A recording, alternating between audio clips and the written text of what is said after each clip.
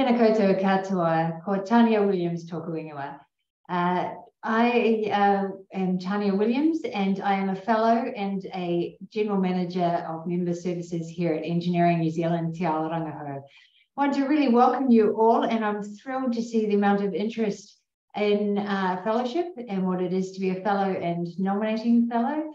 So if you're listening to this afterwards, or if you're on now, we are very grateful for your interest, and please don't hesitate to ask us here. Just send something at hello. I will say that at the end at engineeringnewzealand.org if we can answer any further questions you've got after this. But it's my pleasure today to introduce our current and outgoing chair of the Fellows panel, Julie Rain, and I'll go into introductions in a minute, and Dirk Pons, who is the incoming chair of our fellowship panel. So very grateful that they're both here to speak to you today. But Julie Rain, as most of you will know, she doesn't need any introduction, is an award-winning speaker, facilitator, and coach. Julie has a Bachelor of Honours in Engineering and is a fellow, a chartered engineer, and the past chair of the Auckland branch, one of only 3 females to hold that position. She has a much bigger bio, but I'm just going to leave it there. And Dirk Pons, again, needs no introduction, but as I said, is the incoming chair to the Fellowship panel. And Dirk is a fellow and CPEng. His disciplines are mechanical and industrial engineering, and he lectures and researches at the University of Canterbury. So thank you so much, both of you, and I'll hand over to Julie. Okay, thank you, Tanya, and welcome to our first webinar on fellowships. So I'll go through the agenda first and what to expect for the time that we're here. We've just had the welcome and introductions. I'm going to talk about what a fellow is, the process of going through that application, and some of the things that you might want to consider when you are putting in your application, your best foot forward. The application sponsors is quite a key part of the application process, and we'll talk a little bit about that. And then again, you know, if there's anything we particularly want to say, and Dirk, if you want to will chip in, as we have been on the panel for a number of years, so we're happy to answer your questions. So as you've been instructed, if you do have any questions, please put them and click that Q&A process. Right, so let's get started with what is a fellow. So a fellow is where you're recognised as a leader, pretty much in the engineering industry by your peers. It's where you may have made a significant contribution to engineering, in particular in New Zealand. And it's, you know, about being respected throughout the industry and by the public. So that's really what a fellow is. Dirk, anything you want to add in terms of what a fellow, all good? Excellent. Now, you might be thinking, well, what is the fellowship process? Now, some of you may have already got your documents ready. You might be already going through the process. But, you know, just to run through what the fellowship process is. So there are documents to download. That is, you obviously need to check whether you are eligible and that you've checked the criteria and the guidance. So that's really the first thing that we need to be making sure you're doing. You know, making sure you've got the right sponsors. So I've got a list of things that is required for your fellowship. So I'll go through them now. A CV is one of the things that you will be required to submit. You will need 3 sponsors. There's a little bit on a few questions on your character. And then you have a choice of 9 categories to choose from. And out of the 9 categories, you need to choose 3. And those 3 should be obviously your strongest 3 to write your application with. Now, for those of you who might not be aware of what the 9 are, I will go through them. So 1 is organisation and business. 2 is governance. 3 is technical, 4 is innovation, 5 is design and construct, 6 is research, 7 is engineering education, 8 is leadership, and 9 is service. So basically you've got 9 areas, 9 categories, and you need to choose 3 of your strongest categories. Once you've chosen your categories, you'll have an opportunity to write 500 words. You'll also need to submit your CPD hours, and it's not a case of just uploading your records. There is an area where you need to put in your dates, the details, and the contribution that brought to you in terms of engineering. And we would be looking at that over the last 2 to 3 years.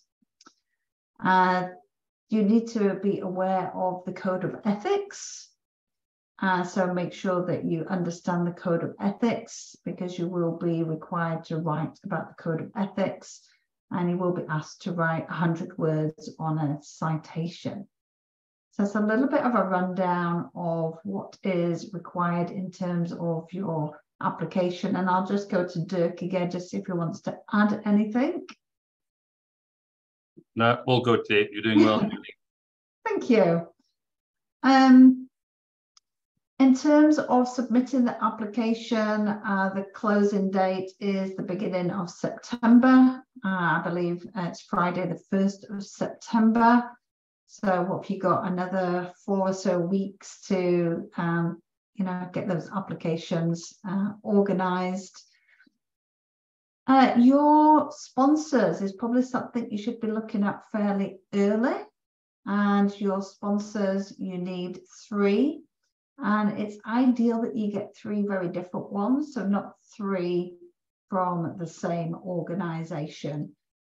2 of them need to be fellows, and we do have a slide on sponsors, so we can go in a little bit more detail about what a good sponsor looks like then. What goes on behind the scenes? So, you'll put a lot of work and effort that goes into these applications, and we appreciate the amount of work, but what goes on behind the scenes? Well, there is a panel of us on the fellowship panel. Like Tanya said, I am the chair, but Dirk is coming in as the next chair.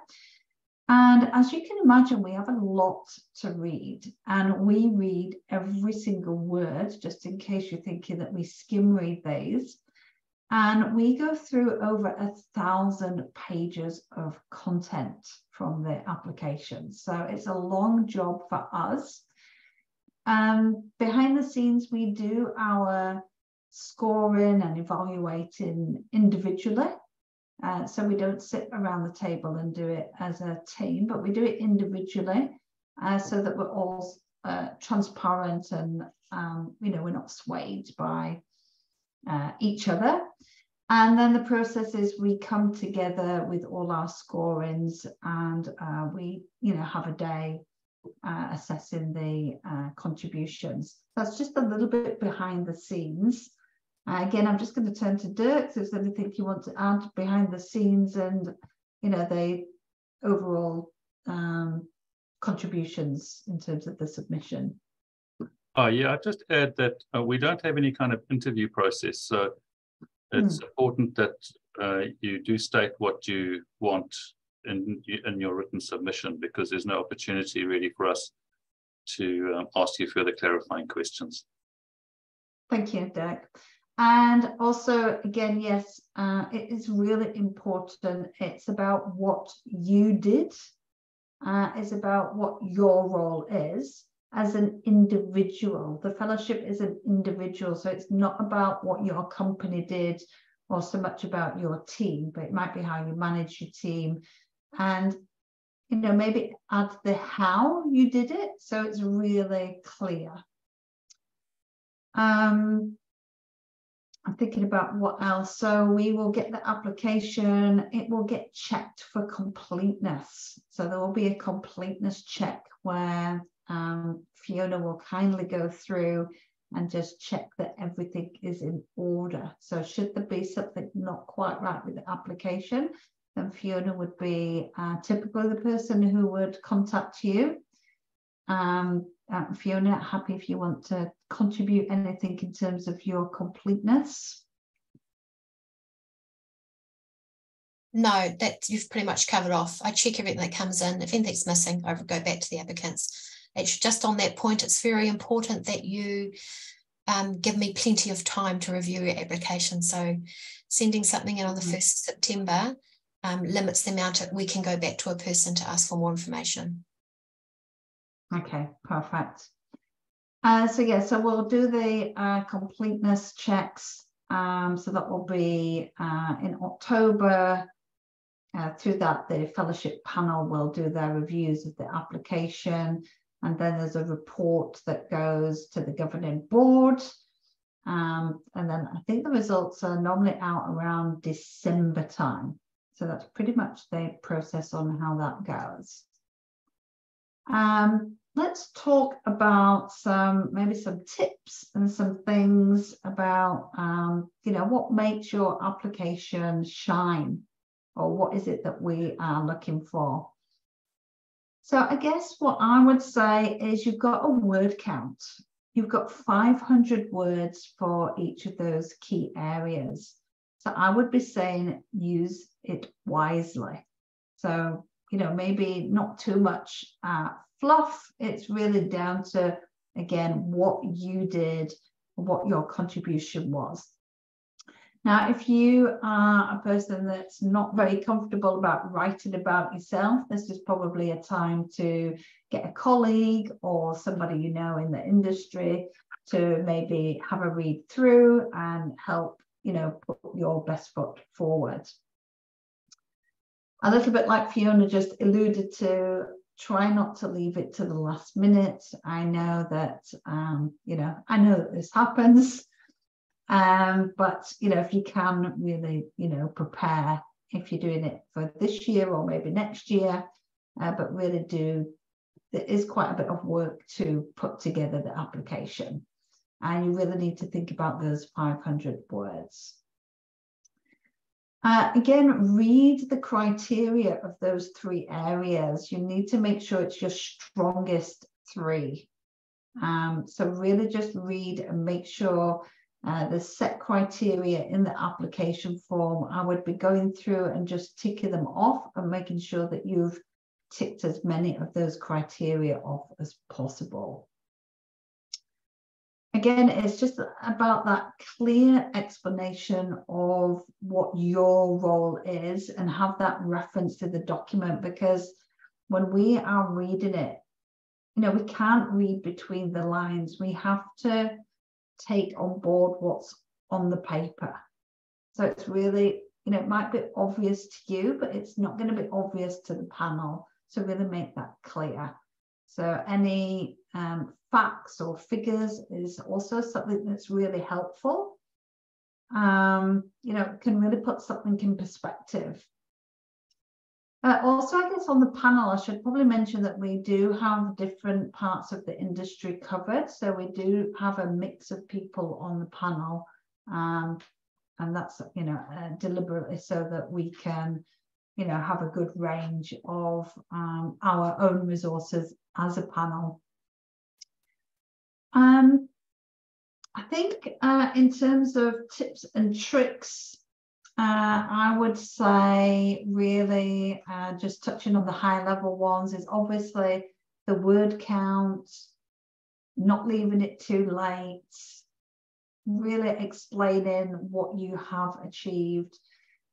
And really this part is, it's, it's more than your job is the fellowship. I feel it's more than your job. So what have you done beyond your job and beyond your role as an engineer?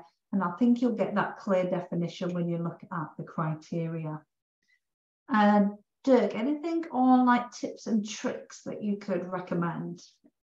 Yeah, the question of business as usual is often a difficult one for the panel, because if the application looks like it's primarily just based on doing business as usual, your normal day job, then it can be difficult to show where the excellence criteria for fellowship are actually being met.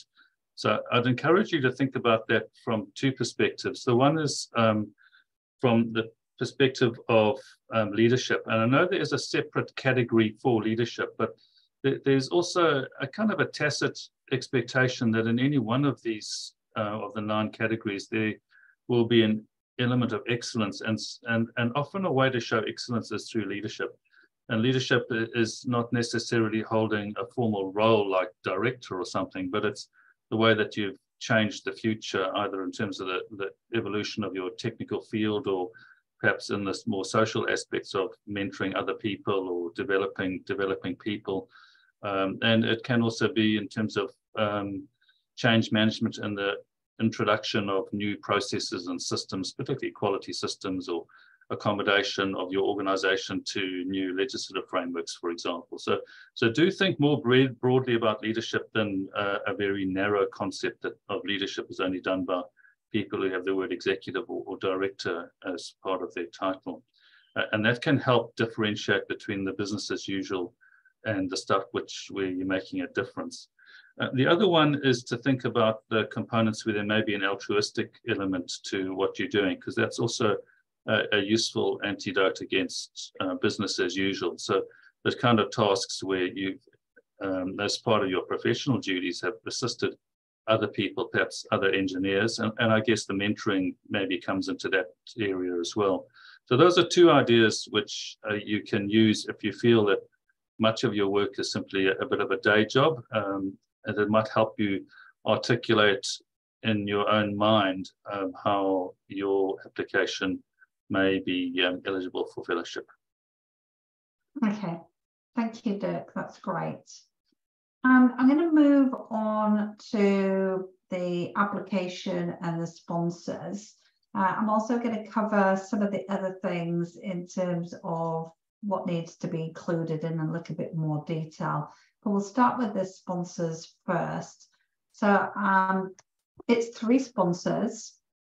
2 of them need to be fellows or distinguished fellows, and maybe the third a current employer or somebody who knows you in terms of your employment.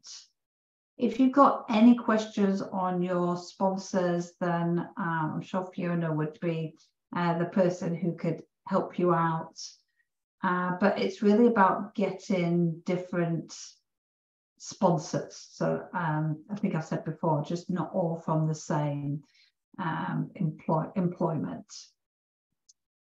The other thing that I said on my list at the start was a CV. So you need to think about what's on your CV, the roles and your responsibility. This is really good for us to get a really good feel of your history. So we do go through the CVs.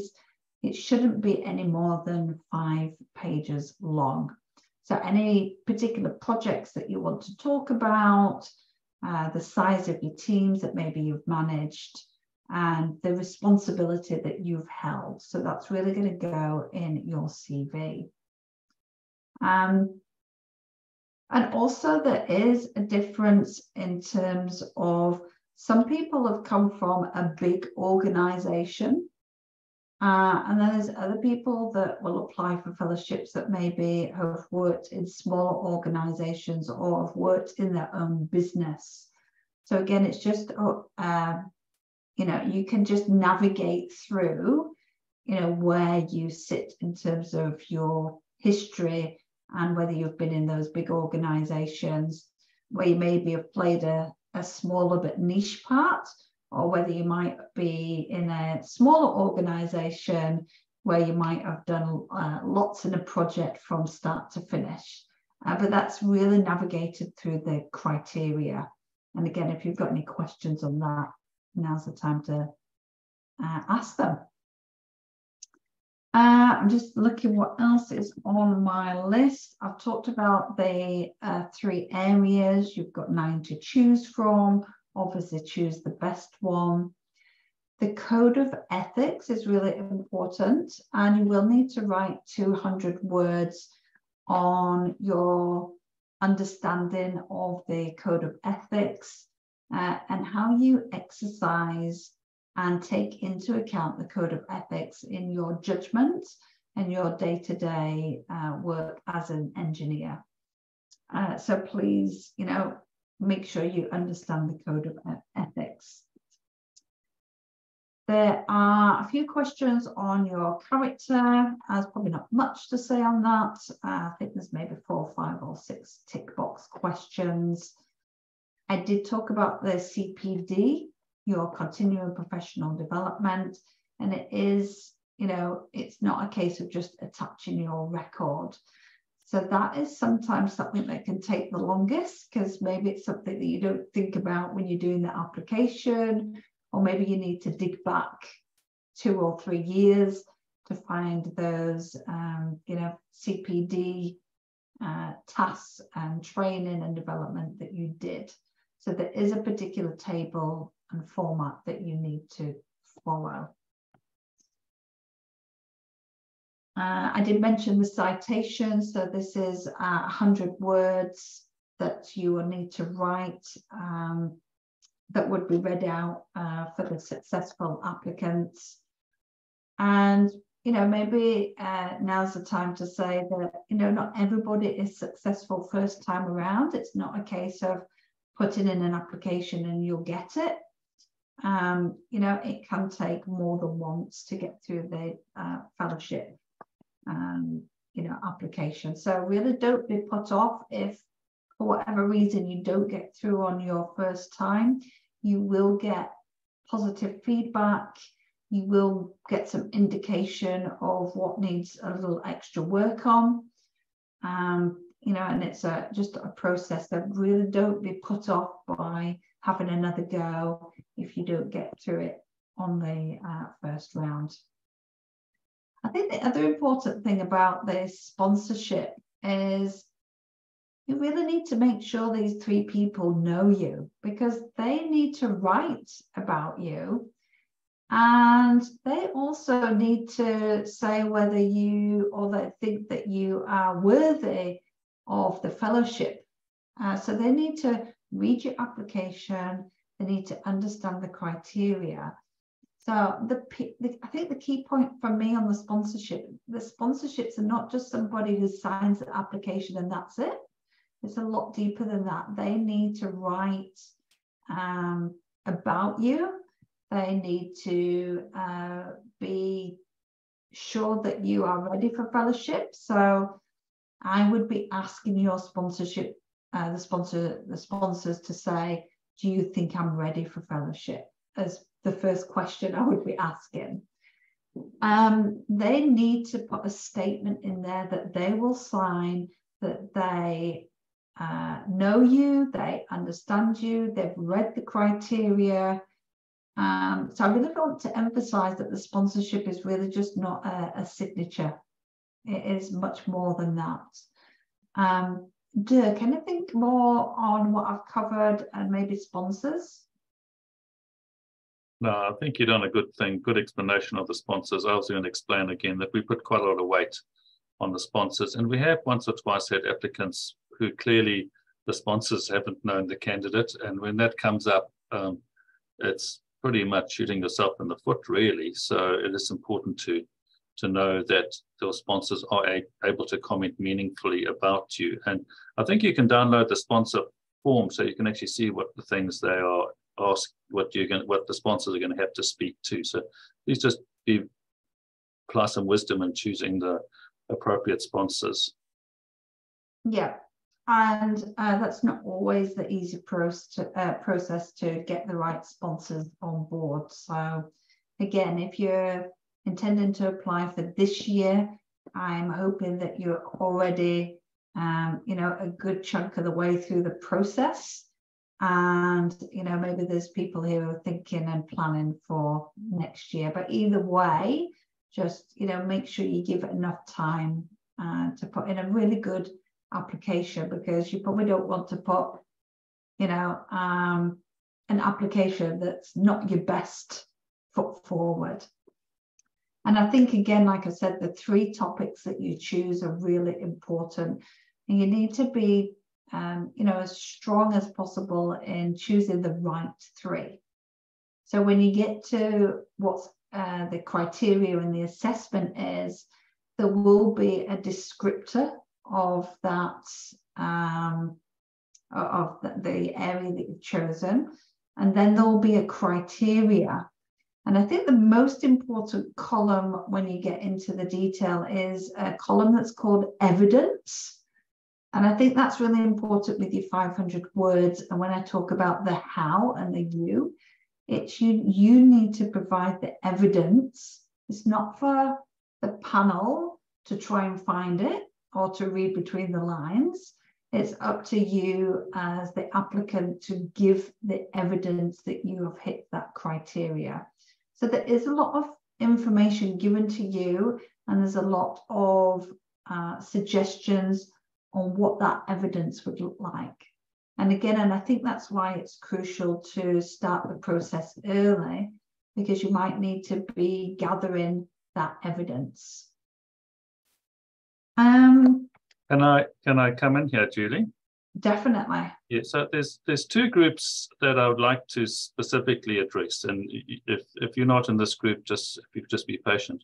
So the one group is the sole practitioners, and I've noticed that often they can find it difficult to articulate quite where they have made the leadership contributions expected from a fellowship. And I'd encourage you to think about the way that as a small business that the work that you do, perhaps, which is adding value to the community, the service that you're doing for your local community, could be something that you could be talking about.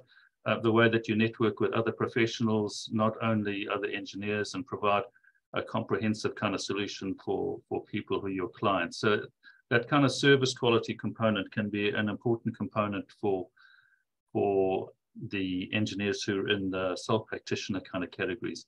But in contrast, the engineers in the big organizations often have very big projects that they can be a part of, and in some ways they find it easier for the fellowship attributes. The other category of prospective fellows are those who have been in engineering management for a significant period of time, and they're possibly trending towards the latter part of their career, and they're looking back. Now, the fellowship is a whole of career kind of award, so you can look back across all aspects of the organization, but it can be quite difficult for that category of engineer to specifically identify what it is that they're doing that's exceptional and is not just business as usual. So I'd encourage you to think about things like mentoring, the development of technical staff, or the development of technical systems of work. Perhaps you may have made a contribution to the development of a safety management system within your organization, or some other aspect where you've actually moved the things forward. And again, think about not only it from the perspective of leading your organization, but also anything which is an altruistic component to it can be quite helpful in those particular situations. Thank you, Dirk. I think just finishing on the sponsorship and making sure that you have actually seen the sponsorship form. And I think this is, you know, again, just a key point, that this is just not a sign and go. So in terms of the sponsorship application form, your sponsor needs to write a character statement. This is 300 words that they will need to write. So you can imagine there's no point going to your sponsor a day or two before and going, oh, hey, I need you to sign this application. It's not just a sign and go. So there is a character statement of which they've got 300 words to write, you know, that character assessment. Then there's 300 words to describe the applicant's approach to ethics. And I'll just recap on ethics again, because it is an important part of the criteria. And then is there anything else that we should be aware about the applicant's character? Okay, and then it goes on to a statement of support. So it's, the sponsorship is about 2 pages. So basically for each of the 3 characters, they also need to write about their statement of support. And this is why it's crucial that they actually do need to know you, but not only know you, but know the work that you have done in the industry, because they need to agree with your application and they need to write a statement for each of those applicants. They also will need to do a declaration and just to say that they understand, and a statement to say that they are supportive of you or being of the criteria of a fellowship. So I think that's just really important to drive in this webinar. You know, choose your 3 areas wisely and choose your 3 sponsors wisely. And finally, I think I'll just end on the code of ethics. And this is about a statement about how you implement the code of ethics on a day-to-day process. So it's about safeguarding with health and safety. You are taking into account the environment. You are maybe, looking at any consequences of the work that you are doing. It's about your personal conduct as well, and that you are acting appropriately, that you are behaving appropriately. And, a lot of times in our industry, we need to work in, confidentiality. So just maintaining any confidentiality in the work that you do. And, should you see anything that's unsafe or, shouldn't be happening in the industry, as part of the code of ethics, this is where, you need to make sure that you are the eyes and ears of keeping the industry safe. Now, I think I've pretty much covered as much as what I have written down. We do have a moment for a word from from myself and Dirk and anybody else. So I'm just going to open it up to either Tanya, Dirk, or Fiona. Is there anything that you just want to round up with, or anything that I may have missed, or any final words? I was just thinking, Julie, what about mutual recognition? Yes. So mutual recognitions from overseas or other institutes. So there is an area on the form where you can declare or put in some other mutual institutes, and also there's a place on the form for any overseas work as well. So yeah, there is an opportunity for that. So thanks, Fiona. Tanya or Dirk, anything to round up with? Yeah, so thank you both so much, and we will go into the question. I see that Dirk has been answering them, but I think we'll voice them as well. But one of the big ones people are concerned about is if they live overseas and they don't have New Zealand fellows to be those sponsors, or people that they know in New Zealand won't know the work they're doing, is there any way they can use others that they work with in the countries overseas in any capacity in their sponsors? Fiona, do you want to start with that one? Just because I know that you do quite a bit of work with finding sponsors when people are struggling. I think that's when the mutual recognition can come into play. If you've got like a fellowship with ICHEM or mechanics or something like that, you could possibly put that forward as one of your sponsors, or someone from that arena. Like I think someone mentioned they had a fellowship, or they were members of Australia, Engineering Australia, I think someone mentioned. You could possibly approach one of your sponsors that, but you're still going to have some New Zealand sponsors as part of your application. Thanks, Fiona. And just before we go to Q&A, anything else you want to wrap up with? Generally, that sponsorship question is the most difficult for our applicants, to be honest. The Engineering New Zealand board has specifically said there's an expectation of New Zealand fellows, and so that becomes something of a barrier for applicants in certain situations, and you can see that in the questions. And I don't honestly have very easy answers for those questions that are there. We have sometimes where someone has got one New Zealand fellow engineer, and they're perhaps working in a very small environment, and they've got someone who's maybe a chartered accountant or chartered architect, to someone else who has got professional registration who they work with very closely. We have taken that into account at times, but it's not a reliable process, if you know what I mean.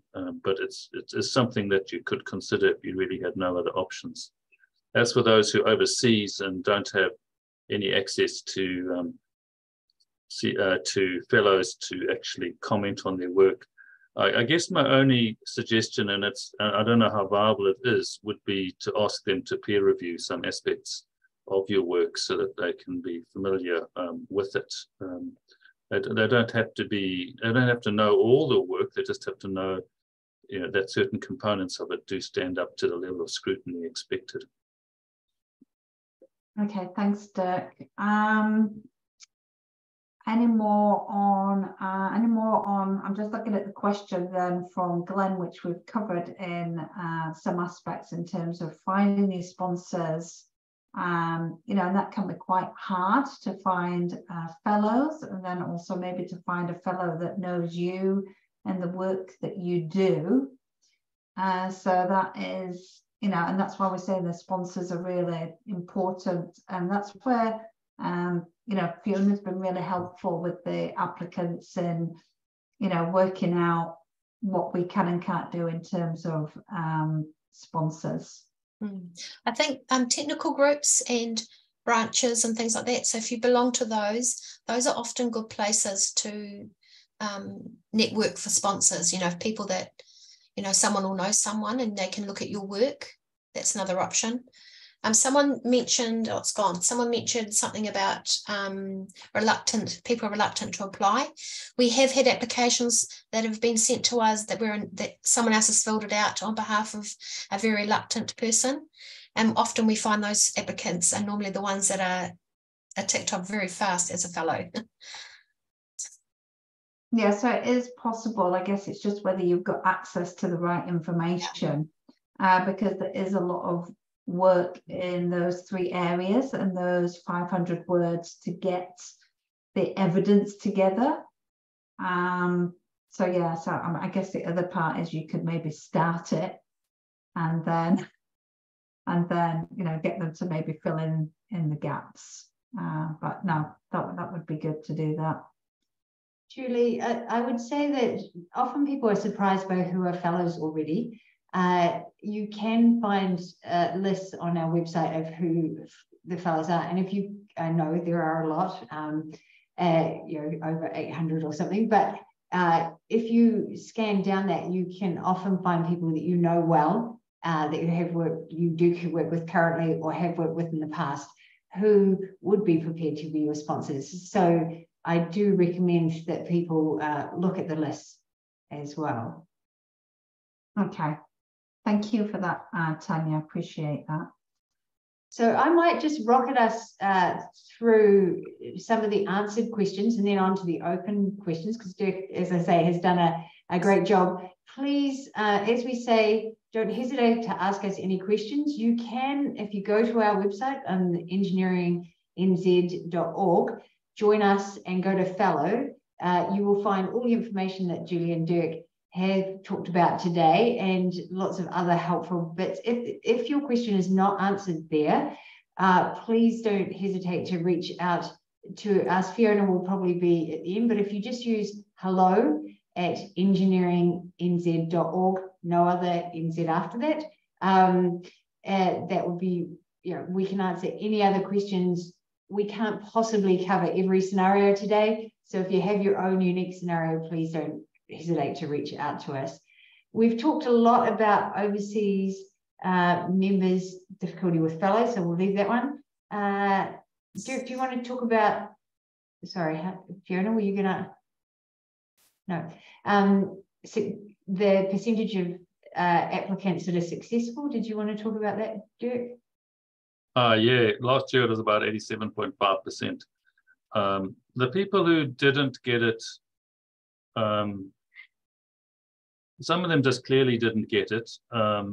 And some of them, for example, a sponsor report which is negative, which is obviously an unexpected outcome given that the applicant has got the freedom to choose their own sponsor. That kind of thing can be quite damaging to an application for very obvious kinds of reasons. And in other cases, some of them just really it just wasn't quite there. There was a sense that it was perhaps a bit rushed. They'd rushed up against the deadline. They'd struggled to articulate what they were doing. And we do sometimes have people who don't have any association with New Zealand who apply for fellowship, and that can also be a reason to not award it. It's not something that anyone in the world can apply for. There's an expectation that there's a membership of New Zealand, or there's some kind of relationship with New Zealand in the process. Another one on sponsors that we haven't completely covered that I just thought we'd bring up is people working with you in recent years. So when I went through my fellowship, I used one of my clients as one of my sponsors. Another one was someone that I'd been on a engineering-based committee with that knew me reasonably well. So it doesn't have to be people that are working with you day to day. But again, if in doubt, please check with us. But because there are those various categories, not all of them being technical, people can know you from all walks of life, or fellows can know you from various walks of life and still provide a good sponsor reference for you. Is there anything Julie or Dirk would confirm in that area? No, I think you've covered that well. I think, it is a area that needs a bit of work, just to get the right person and the right person that knows enough about you. Julie and Dirk, I wonder if it's, we should talk about, it's about how have you put New Zealand engineering within New Zealand on the map? It's how have you, that conversation we often have about highlighting, what am I trying to say? Like putting, what have you contributed to new engineering within New Zealand, or how have you put engineering in New Zealand on the world map? That scenarios that might help people decide whether or not they should be applying. Dirk, do you want to start that?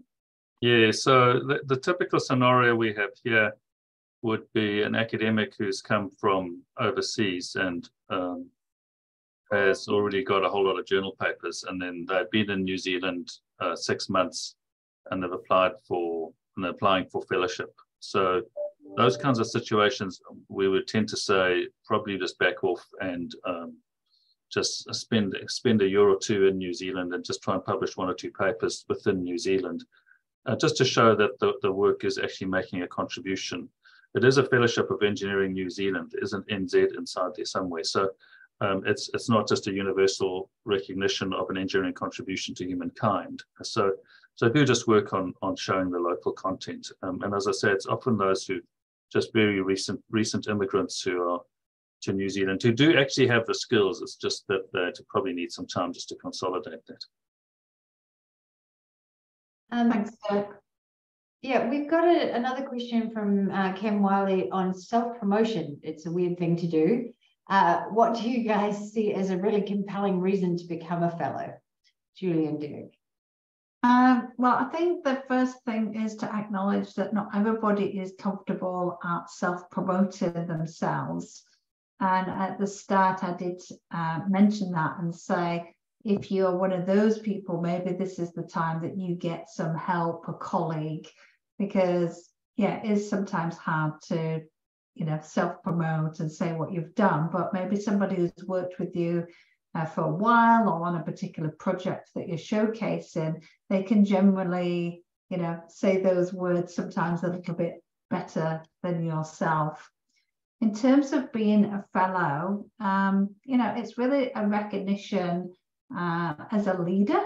It's a recognition amongst your peers. It's a recognition that you personally have made a significant contribution to engineering, and that's really, you know, what the fellow gives you. I think I said before, you know, it's respect in the industry.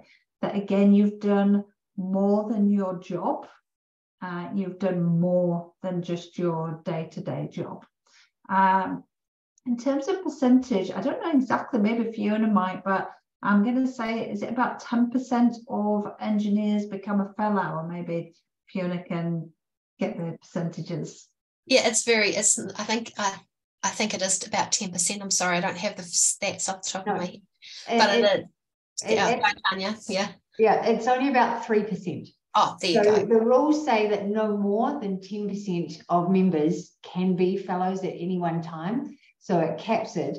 But as our membership has grown, we are now sitting at 24,000 members.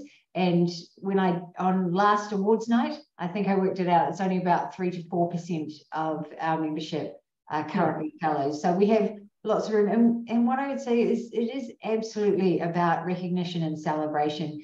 Engineers, what we find is the ones that people know the most or are most recognizable to the media and so forth tend to be the ones who've done something wrong. This is the time to really highlight amongst your peers, but also amongst New Zealand Inc., friends, family, everything. Just, you know, the phenomenal contributions that engineers make, you know, to the communities in which they work and live, and we really want to promote that. So we really do encourage you. And yes, it is hard on self-promotion, but Julie's given you lots of great tips.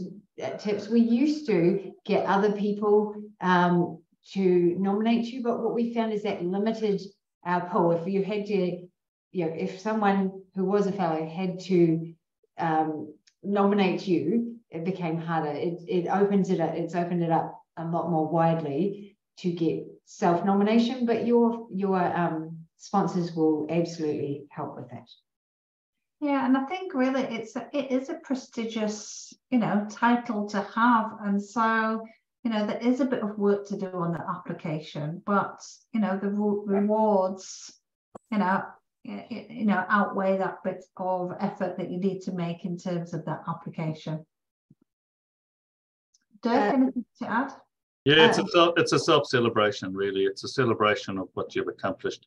You're not going to make money out of it necessarily, so don't see it as being a financial aspect to your career, but just see it as being validating that the rich career that you have had and are having as an engineer is actually is something which is meaningful to you, that your work is meaningful, that it has actually been meaningful to a broader community of people as well. And that's a very powerful component of feeling self-satisfaction in the work that we do.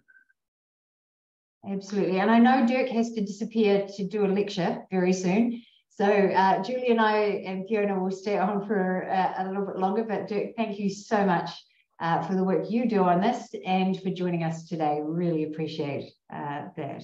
Thanks everyone. The exemplar question, we do not have an exemplar, but as I say, it is quite a prescriptive, as Julie has said, application form. If you're in any doubt about any section, please reach out to us. That's what we're here for.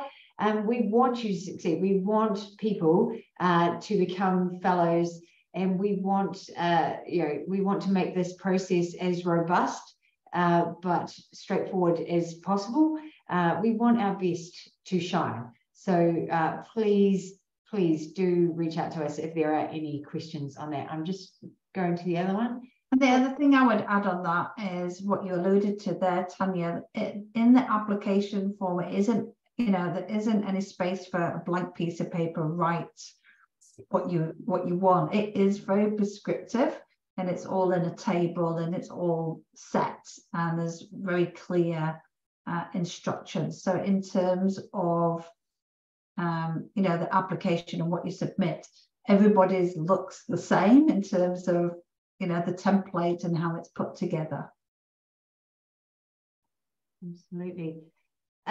What does the fellowship group do as a group? I just wondered, you know, a lot of our fellows support a lot of our boards, a lot of our committees, a lot of our technical work that we're doing as a whole group. They don't actually do anything specifically as a group, but individually they do a lot of volunteer work for us and contribute to, I guess, the wider engineering community. Tanya, did you want to add to that?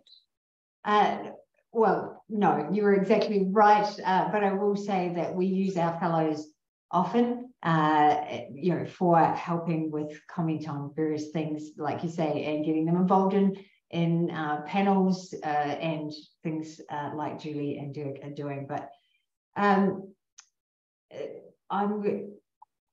the question about international members, I will take that back and I will comment on that. We absolutely want to celebrate members that are based overseas, and you know, of course, the wonderful work that they are doing. And I will look if we can get some clarification on that, and we'll try and send that directly to those who have asked those questions as well. It is not our intention.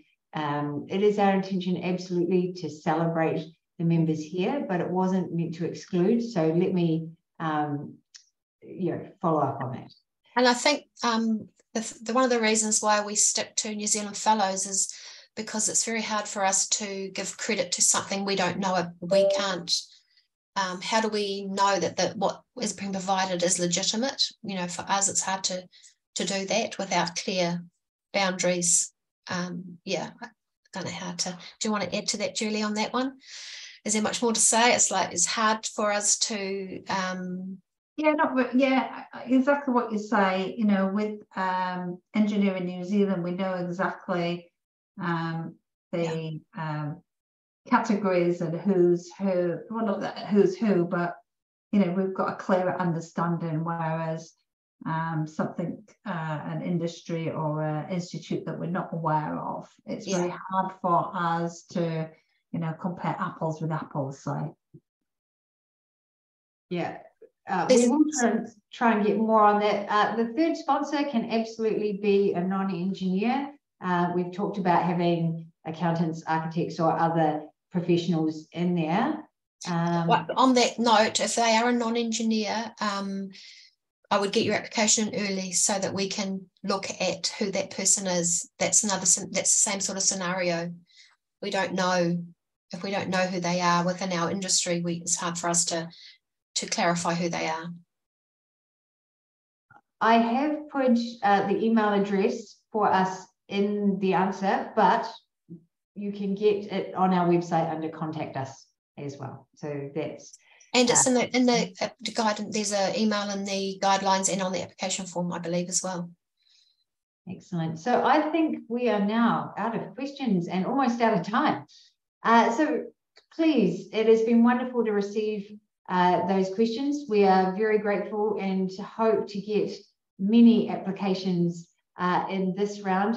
Thank you so much, Julie and Fiona, for joining me, and Caitlin for running this session. It has been recorded, so if we talk too fast at any stage, don't hesitate to yourself or encourage other people to read it. But please reach out to us if there's anything else we can help with. Otherwise, thank you, Julie, and everyone, have a good afternoon, and we will close off here.